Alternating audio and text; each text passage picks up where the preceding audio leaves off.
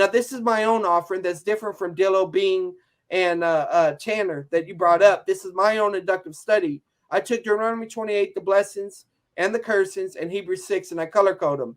So the green is the produce, the blue is the rain, the no rain is brown, and the curse. And so what you see here is that 6 is talking about the blessing of the rain. The other part of 6 is talking about the vegetation. Then 6:8 is talking about the lack of the rain, and then close to being cursed is related to that. And far as the end of being burned, that's just an agricultural metaphor for what happens when your crops don't grow. This is not an idea that the land is burned, because the imagery is that God is disciplining the people. And so what this means is that he attacked their economic basis of things, their economy. So if for a Christian, what does that look like? How does God discipline wherever he may affect those areas of your aspect and everything? So I don't make the argument that the people are the land. I make the argument that the land is referring to the responsibility that was given to them. Just as Adam and Eve were given the land, just as even after the fall, they were still given the land. And in the same way, they're given the land here. So I'm not going to allegorize the land. I'm going to keep the land as something that they're kept in charge of rather than the people themselves. I think this satisfies everything you're saying. For ground that drinketh the rain, which often falls, okay? So the ground has the blessings, brings forth vegetation, useful to those for whose sake it is also tilled. Now notice this, brings forth vegetation for whose sake it is also tilled. So you have the idea of the vegetation, but you also have those who benefit from it. It is also tilled, okay? Or is the land benefiting from it? I have to get clarification on that. Receives a blessing from God. But if it yields thorns and thistles, it's worthless, all right?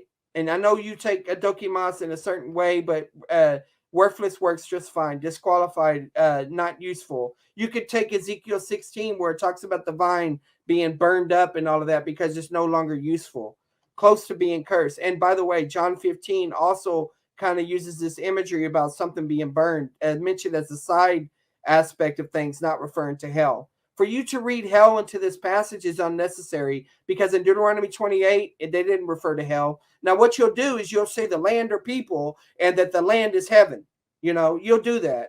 And the problem with that is that you're allegorizing, or through typology or whatever. But to a Jew, and I believe these are Jewish Christians, they would understand it in light of this covenant context. They would understand this covenant violation language, and they wouldn't heighten it the way that you're intending to do. That's a newer hermeneutic. And being that you're a dispensationalist, Chapa, for some time, I'm really surprised that you're not seeing this. And anyway, I just want people to see this. Then he forsook God he made and scorned the rock of salvation, right? See, sacrificed to demons who were not God. You neglected the rock who begot you. How should we escape when we neglect so great a salvation? So he says, I will hide my face from them, right? The sons that are unfaithful, idols, and all this. Look at this. For fire is kindled in my anger, and burns to the lowest parts of Sheol, and consumes the earth, or Haaretz, the land, with its yield. So there you have the land with its yield being burnt. So, I mean, if you want to have a backdrop for things, that's what it's referring to. But we know the earth is not destroyed.